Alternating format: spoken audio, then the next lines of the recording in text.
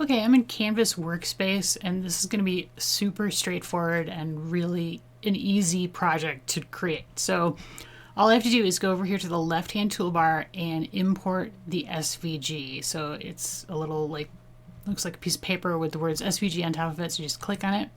It's going to navigate to your folder. I am going to click on the file and open it.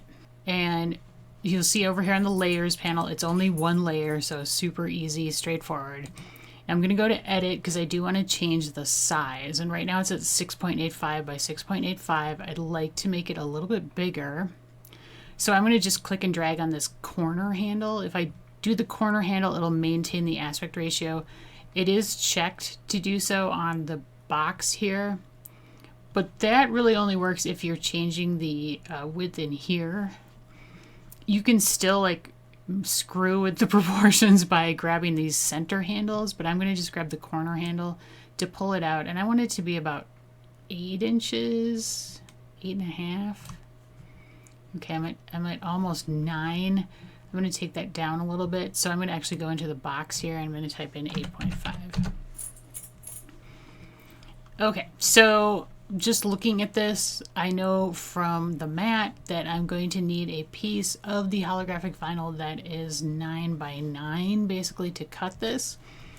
And I also want to flip the design. Now it's not necessarily important with this one since this is pretty much a symmetrical design, but some of the hearts might be a little bit different depending on how I place them. So, some of these are a little bit different. So I guess I'm going to, just for the purpose of, making sure that you guys know, you need to flip designs when you're cutting it with HTV, heat transfer vinyl. We need to flip it. And that's especially important if you're doing words, because you won't be able to read the words if you don't cut them flipped. So I've flipped it now. Hard to tell, but I did. And now I'm just going to export the file to the machine. So to do that, all you got to do is go up to File up here on the top menu, Export Transfer FCM File. This little box will come up and ask, how do you want to transfer it over to the machine? Do you want to export the file? So that means you would save it to like a thumb drive on your computer and then take the thumb drive and stick it into your machine. You can also transfer it via wireless internet. That is what I will do. You could also have your machine hooked up to your computer via a USB cable and transfer it that way. Well, I'm going to do the internet, so I'm just going to click that one. See it processing, and then it tells me registered machine is ready to download the transferred file. So I'm good to go. And now let's head on over to the machine. Okay, so I'm over here at my ScanNCut DX125 screen. And I'm going to show you how to retrieve the file that we transferred from Canvas Workspace. So basically, you want to be on the home screen, which is you just hit this button and this screen comes up. It should be similar to this. If you're on an older model, like a CM model, some of this may be slightly different, but hopefully you'll be able to, figure out based on what I'm doing with this DX, how to work with the older model machines. The only difference is going to be the auto blade settings and the half cut, unfortunately. But okay, so to retrieve the file on your machine, you're on your home screen, you want to go to retrieve data. And then I sent it wirelessly, so I'm going to click this one. If you have it already on the machine, you would go here. If you're using a USB drive, you would go here. And if you're using a network cable, you would use this one, or a USB cable. I'm going to click wireless. Just thinking about it. And there we see the design, and it looks great. Exactly where we want it on the mat. It's in the upper left corner. You could easily move it around if you wanted to. And I'm going to hit OK. And then it's going to say, please select. Click on that. And we are going to cut this. Now, there's obviously other choices, but we're going to just hit cut. This is where you have to kind of figure out what are the settings that are going to work for your machine. Now, I'm a big fan of the vinyl auto blade, so I really think I get much better results cutting vinyl on this machine with the vinyl auto blade than I do with just the regular auto blade. But I am going to be trying I did test this using the regular auto blade today, so I'm going to be using just the plain old auto blade to cut this today. Now you can see here that my pressure is set to 3, the speed is set to 2, and my half cut is on.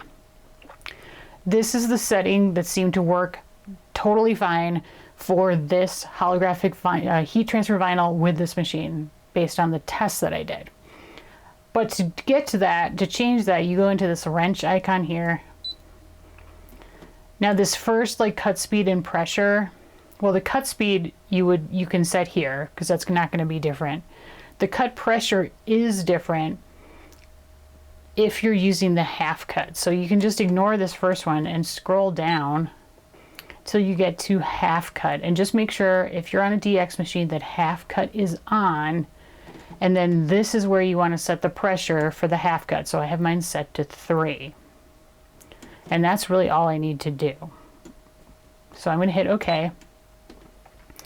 And now let's load the mat and get going on the cut. All right, so here I am with the mat and the machine, and I've got my piece of 10 by 12 inch holographic heat transfer vinyl. Now, important thing to know is that you need to flip this over when you put it on the mat, so we want it pretty side down. So that's what I'm going to do, and I'm going to put it in the upper left corner here. A little hard to see.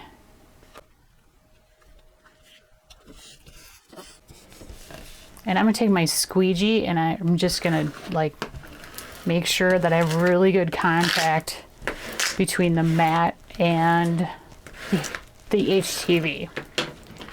So hard to see because the back is white, but you can see it's on there. Okay, so I'm going to load the mat. So I'm just pressing the mat. You have to do a purple arrow first, goes in, pressing it against the wheels, and I'm going to hit the load mat button.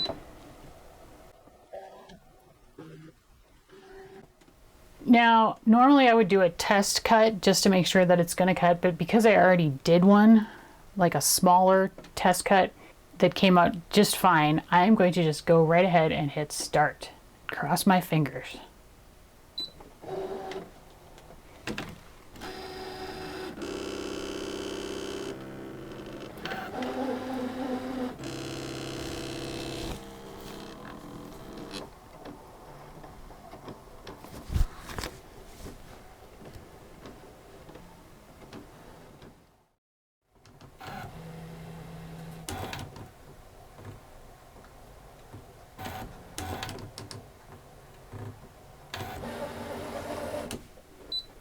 Okay, so it's finished cutting. I don't think you can really see the cuts. It's very light. But I'm going to try to see if I can pull something off with my tweezers. Alright, it looks like that cut very nicely. Okay. Alright, looking good. Let's unload the mat.